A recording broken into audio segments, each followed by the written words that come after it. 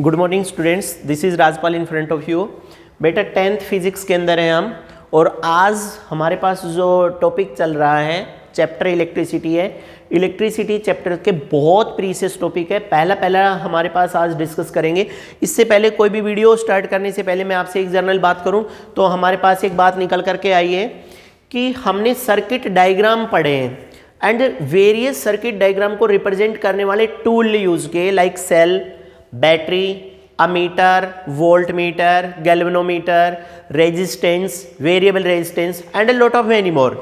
ये सारी चीज़ें हम एक सर्किट अरेंजमेंट में अरेंज कर चुके। अब सबसे पहले बात आती है कि डोमेस्टिक इलेक्ट्रिक सर्किट क्या है और डोमेस्टिक इलेक्ट्रिक सर्किट की नीड क्या हुई। सबसे पहले तो कभी कभी हम ऐसा भी बोलते हैं कि why it is necessary to make a circuit diagram. एक सर्किट डायग्राम बनाने की जरूरत क्या हुई। तो गाइस बिल्कुल बेसिक से लेंगे। सपोज टू भी आपने देखा होगा कि whenever we start to build a house, जब हम एक मकान बनाना शुरू करते हैं ना, तो सबसे पहले आर्किटेक्ट हमें एक ड्राइंग बना करके देते हैं।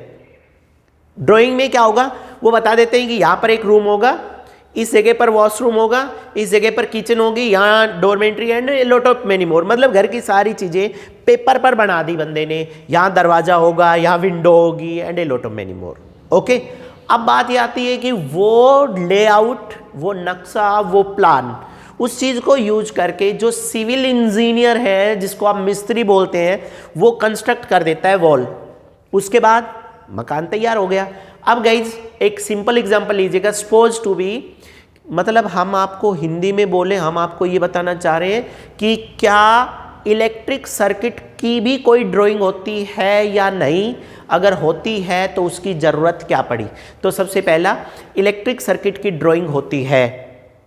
इलेक्ट्रिक सर्किट की ड्राइंग बनाने की ज़रूरत क्यों पड़ी, एक बार उसको देखो। आपको आज तक ज़रूरत क्यों नहीं हुई, उसका रीज़न सुनो। क्योंकि हम ना एक सिंपल घर बनाते हैं जिसमें एक या दो रूम होते हैं और सारे इलेक्ट्रिक डिवाइस या इलेक्ट्रिक अप्लायंस ओपन होते हैं। दैट मीन्स इस घर में आए, यहाँ बोर्ड है, यहाँ फैन है, तो ऑब्वियसली यहाँ के फैन के स्विच से फैन तक वायर गई हुई है। सिंपल। इधर ज़्यादा से ज़्यादा हमारा दूसरा रूम होगा, तीसरा रूम होगा। फिर भी कोई ज़रूरत होती है कभी रिपेयर करने की, तो इलेक्ट्रिशियन सारे बोर्ड ओपन करके ईजीली काम कर लेते हैं। बट गाइज सोचो, in a multi storeyed building, apartment, that means एक सोसाइटी है जिसमें 20 मंजिल है, और इमेजिन करिएगा उस 20 मंजिल सोसाइटी में 7वीं मंजिल पे हम रहते हैं और 8वीं मंजिल पे आप रहते हो, और आपके फ्लैट में लाइट नहीं आ रही। ओके, अब भाईचारे में तो आपका इलेक्ट्रीशियन आप नॉक करेंगे, सर लाइट नहीं आ रही, एक बार चेक करना है आपके घर के अंदर से बोर्ड ओपन करके। इट मे पॉसिबल कि आप बाहर से खोल के चेक कर लें। खोल दिया, हमारे घर का खोल दिया, तुम्हारे घर में लाइट नहीं आ रही, हमारे घर का बोर्ड ओपन कर दिया। फिर इलेक्ट्रीशियन ही कह रहा है यहाँ नहीं, इनके ड्राइंग रूम का भी बोर्ड खोलना पड़ेगा। अब पहले तो मुझे ये बता दो, कोई किसी के दूसरे के घर का ड्राइंग रूम का बोर्ड ओपन कर सकता है? तो जवाब आएगा नो। अब लाइट नहीं आ रही तो अनसर्टेनिटी है, अनिश्चितता है, पता ही नहीं कि फॉल्ट कहाँ है, तो मजबूरी में ड्राइंग रूम का भी बोर्ड खोलना पड़ेगा। फिर थोड़ी दूर में नहीं मिला फॉल्ट तो वो सोचेगा यहाँ से नहीं, इधर से गई होगी लाइट, तो फिर वो बेडरूम में पहुँच जाएगा बंदा कि अब यहाँ का ओपन करूँगा, और फिर लास्ट में वो जा करके कहाँ पहुँच जाएगा, किचन में पहुँच जाएगा, और किचन में भी ऐसे चढ़ेगा बिल्कुल बदतमीजी से, शूज पहन के स्लैब के ऊपर एंड मैनी मोर। आप बताइए मुझे कौन काम करने देगा किसी दूसरे में। आपके घर की लाइट खराब है तो आपकी मजबूरी है कि इलेक्ट्रीशियन आपके घर में कहीं भी चढ़े, खोले और चेक करे। बट आपके घर में लाइट नहीं आ रही है, दूसरे के घर में इस तरह का अधिकार नहीं है। इसलिए इस तरह की प्रॉब्लम से निजात पाने के लिए या इस तरह की प्रॉब्लम से छुटकारा पाने के लिए हमने पहले क्या किया, उस पूरी मल्टी स्टोरीड बिल्डिंग का एक ड्राइंग दे दी। उस ड्राइंग में हमने बता दिया कि किसी भी जगह पर वायर ज्वाइंट नहीं है। जिस जगह पर वायर ज्वाइंट है वो पहले बता दिया कि इस जगह पर वायर ज्वाइंट है। सपोज 3rd और 4th फ्लोर के बीच में वायर ज्वाइंट की, तो जहां पर वायर ज्वाइंट की वहां पर एक डिब्बा लगा दिया और ड्राइंग में बता दिया यहाँ वायर ज्वाइंट है। फिर 4th फ्लोर पर किसी दिन लाइट नहीं आएगी तो बंदा उस बॉक्स को ओपन करके उस ज्वाइंट को चेक कर लेगा, सिंपल।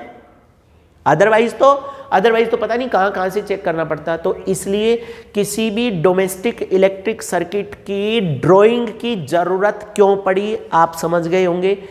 क्यों पड़ी? तो कह रहे हैं it is the better way to maintain and maintenance of the electric circuit in a domestic purpose, it is a need to make the circuit diagram first on the paper। मतलब किसी भी जगह पर डोमेस्टिक इलेक्ट्रिक सर्किट के maintenance को सुचारू रूप से चालू करने के लिए आपको उसकी ड्राइंग बनानी पड़ेगी, आपको उसकी जरूरत है फर्स्ट। फिर कह रहे हैं डोमेस्टिक इलेक्ट्रिक सर्किट में होता क्या क्या है, तो फिर आपको बताया जाएगा गाइज। जनरली स्ट्रीट के अंदर आपने देखा होगा गली में इस तरह का एक इलेक्ट्रिक पोल है। इस इलेक्ट्रिक पोल के ऊपर गाइज इस तरह से 3 या 4 वायर है, बिजली के खंबे के ऊपर 4 वायर है। इनमें से ऑलवेज कीप इन माइंड जो सबसे नीचे वाली वायर है वो न्यूट्रल वायर है, ये न्यूट्रल वायर है हमारे पास। ऊपर वाला ये पहले वाला F1, ये F2, ये F3, where F1 is the phase और फेस, हम बोलते हैं फेस, ये फेस फर्स्ट है, फेस सेकंड है, फेस थर्ड है, ज़्यादा से ज़्यादा 3 ही फेस होते हैं। सेकंड क्वेश्चन अराइज होता है कि what is the need to distinguish the various phase, अलग अलग फेस बनाने की जरूरत क्यों पड़ी, तो it is just to divide the division of load, कि किसी भी इलेक्ट्रिक ट्रांसफॉर्मर से जो इलेक्ट्रिसिटी आ रही है उसमें लोड को बांटने के लिए, कि सारी एक गली में अगर 100 हाउस है, सारे 100 के 100 हाउस के कनेक्शन F1 से नहीं दे सकते, बर्न होकर के बर्न आउट कर जाएगा। तो क्या करेंगे, कुछ घरों को फेस 1 से दे देंगे, कुछ घरों को फेस 2 से दे देंगे, कुछ को फेस 3 से, क्योंकि guys ever you notice inside your house कि whenever electricity in your own house is not be present there but at the same time electricity in your neighbour is still present there. मतलब कभी कभी ऐसा हुआ होगा कि आपकी light नहीं आ रही जबकि आपके पड़ोसियों की लाइट आ रही है। ऐसा होता है कि कभी कभी हमारे घर में लाइट नहीं आई बट पड़ोस में देखा उन आंटी के तो आ रही है। तो ऐसा कैसे हुआ, तो सिंपल सा जवाब आज आ गया, हो सकता है कि F1 में लाइट नहीं थी और आपका कनेक्शन F1 में है और पड़ोस में F2 में कनेक्शन था, then it may possible there. तो एक तो ये है। तो गाइज आपके घर में जो मेन इलेक्ट्रिक के मीटर के अंदर जो लाइट आएगी उसमें क्या है कि एक वायर जाएगी, उस वायर में से सबके घरों की एक वायर तो न्यूट्रल वायर के साथ फिक्स होगी और दूसरी वायर F1, F2, F3 तीनों में से किसी एक फेस पर अटैच होगी। सपोज हमने F1 पर कर दी। कभी कभी हमारी मेंटलिटी ऐसी होती है कि इलेक्ट्रिक पोल पर सबसे ऊपर वाली वायर में सबसे तेज लाइट होती है, उससे नीचे वाली में डिम होती है, उससे नीचे वाली में डिम है। ऐसा कुछ नहीं है। इन F1, F2, F3 इन तीनों में बराबर अमाउंट की इलेक्ट्रिसिटी होती है। ये न्यूट्रल वायर है। गाइस ये 2 वायर यहाँ से आ गई हमारे पास मेन मीटर के अंदर इनबुल्ट। मेन मीटर से फिर 2 वायर बाहर निकलती है। इन दोनों वायर को हम इनपुट बोलेंगे और ये हमारे पास है आउटपुट, दोनों की दोनों आउटपुट। उसके बाद ये कंट्रोलिंग डिवाइस के अंदर जाएंगी जहाँ पर मेन MCB बॉक्स होगा पूरे घर का, जहाँ पर मेन लाइन को ऑन या ऑफ कर सकते हैं। और उसके बाद सारे के सारे घर की जितनी भी चीज़ें हैं ना, उन चीज़ों में हम इन वायर का अरेंजमेंट डिस्ट्रीब्यूट कर देंगे। But all arrangement, second task पर चला गया हूँ मैं। All arrangement inside the domestic purpose are always be in parallel arrangement. सब पैरेलल में है। सीरीज अरेंजमेंट देखो एक बार, पहले पता चलेगा कि सीरीज अरेंजमेंट क्या होता है। अब दिवाली के ऊपर आपने देखा गाइज लड़ी लगेंगी। एक लड़ी में अगर 50 के 50 बल्ब हैं, स्विच ऑन करो 50 बल्ब ग्लो कर गए, स्विच ऑफ करो 50 के 50 बल्ब स्टॉप कर गए। इसका मतलब एक स्विच के ऑन करने से 2 और मैनी 2 डिवाइसेस अगर ऑन या ऑफ होते हैं तो समझ जाओ कि भैया वो सब सीरीज में है, अदरवाइज पैरेलल में है। इसका मतलब अब देखो आपके घर में लाइट है, ट्यूबलाइट है, फैन है, फ्रिज है, वॉशिंग मशीन है and a lot of many more things are there. आपने क्या किया, आप जब बच्चा फैन का स्विच ऑन करेंगे तो फैन चलेगा, लाइट नहीं चलेगी। जब लाइट का स्विच ऑन करेंगे तो लाइट चलेगी, ट्यूबलाइट नहीं चलेगी। जब ट्यूबलाइट का ऑन करेंगे तो ट्यूबलाइट ऑन होगी, आपके घर की चिमनी नहीं चलेगी। इट मीन्स एक स्विच के by on or off a single switch another device not comes in motion और in their working. It means all arrangement are in parallel. इसका मतलब स्विच के ऑन या ऑफ करने से दूसरा डिवाइस अगर वर्क नहीं करता तो इसका मतलब वो पैरेलल अरेंजमेंट है। और पैरेलल अरेंजमेंट की नीड क्यों हुई, तो जवाब आता है because at A time within a single room we require the consumptions of electricity, but at the same time second room or another room not be required या not be utilize the energy, so the large amount of the electric energy goes waste. Suppose to be आपके घर में सोचो कि ऐसा होता तो क्या होता, आपका घर पूरा सीरीज अरेंजमेंट में होता तो क्या होता, आपके घर में सारे डिवाइस अगर सीरीज में ऑन होते तो by on or off a single switch your entire house get be on or off. आप समझ गए? इसलिए एक रूम से दूसरे रूम के लोगों को डिस्टर्ब किए बगैर अगर हम किसी चीज को यूटिलाइज करते हैं तो that arrangement are consider in parallel arrangement, उस अरेंजमेंट को पैरेलल अरेंजमेंट की कैटेगरी में मेंशन किया जाता है। आप समझ गए होंगे। सेकंड टास्क पर आ गए। उसके बाद गाइज हमारे पास एक ये दो चीजें लगभग एक जैसी है, शॉर्ट सर्किट और ओवरलोड। आप एक कॉमन एक्टिविटी करके देखिएगा, लर्निंग बाय डूइंग एक्टिविटी है, आप करके देखो, आपको इमीडिएटली और इजीली समझ आ जाएगा क्या है। एक फीमेल सॉकेट के अंदर आप एक एक्सटेंशन बोर्ड लगाओ। वैसे क्या होना था, एक फीमेल सॉकेट है, उस फीमेल सॉकेट के अंदर आपने एक टीवी का स्विच लगाया या मोबाइल का चार्जर लगाया, स्विच ऑन किया तो एक मोबाइल चार्जर ऑन हुआ है। उसके बाद उसमें जगह नहीं है। आपको क्या करना है गाइज, एक फीमेल सॉकेट के अंदर आप एक एक्सटेंशन बोर्ड लगाओ, उस एक्सटेंशन बोर्ड में एक एक्सटेंशन कॉर्ड और जोड़ दो।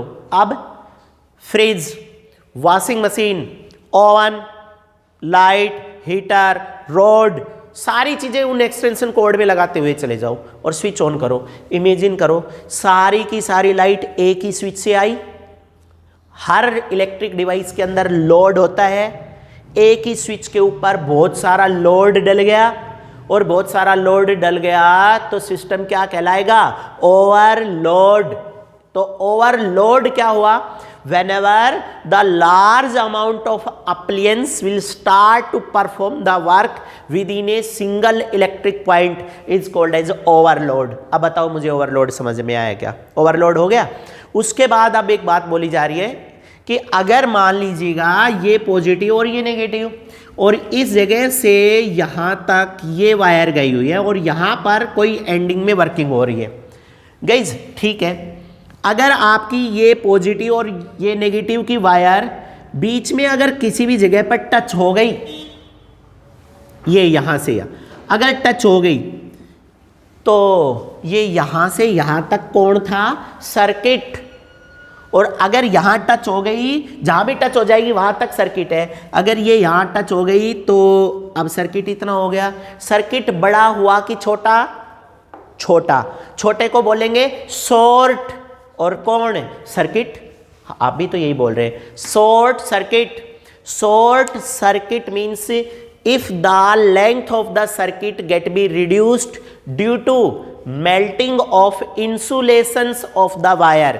गाइज ये वायर है, इस वायर के ऊपर ये जो रबड़ चढ़ा हुआ है ये इसकी इंसुलेशन है। अगर इस वायर में से करंट अगर बहुत ज़्यादा फ्लो करने लग गया तो ये गर्म होकर के पिघल जाएगी और इसका पॉजिटिव और नेगेटिव आपस में टच कर जाएगा और पॉजिटिव और नेगेटिव अगर आपस में टच कर गया तो शॉर्ट सर्किट हो जाएगा। आज तक हम दिमाग में शॉर्ट सर्किट का मतलब आग समझते हैं, एक्चुअल में शॉर्ट सर्किट का मतलब ये मेरे माइक यहाँ से चल करके सेल फोन तक इतनी लंबी वायर गई हुई है, ये सर्किट है। अगर ये बीच में से टच हो गया तो circuit get be reduced there and that is short circuit.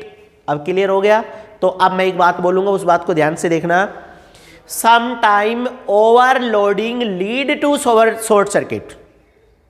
दोबारा से सुनो, some time overloading lead to short circuit, मतलब ओवरलोडिंग शॉर्ट सर्किट करवाती है। तो ये बात तो आपको पता ही है। आप देख लो, आप एक स्विच के अंदर से सारी चीजें चलाने लगो, थोड़ी देर में उसके वायर गर्म होकर के और क्या कर जाएंगे, पिघल जाएंगी और अटैच कर जाएंगी, शॉर्ट सर्किट हो गया। हम भी यही कह रहे हैं कि ओवरलोडिंग से शॉर्ट सर्किट होता है। आपको समझ आ गई मेरी बात? उसके बाद गाइस एक बात सुनिएगा, the wire which is generally in green colour are known as earth wire. Next video में हम कंप्लीट डिटेल देंगे आपको अर्थ वायर की।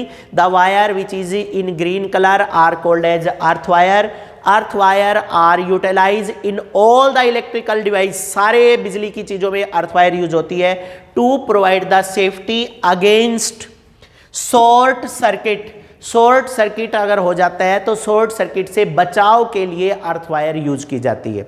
अर्थवायर का यूज क्या है? Earth wire provide the safety against short circuit. Earth wire कैसे कलर की होती है? ग्रीन कलर की होगी, हमेशा फिक्स है।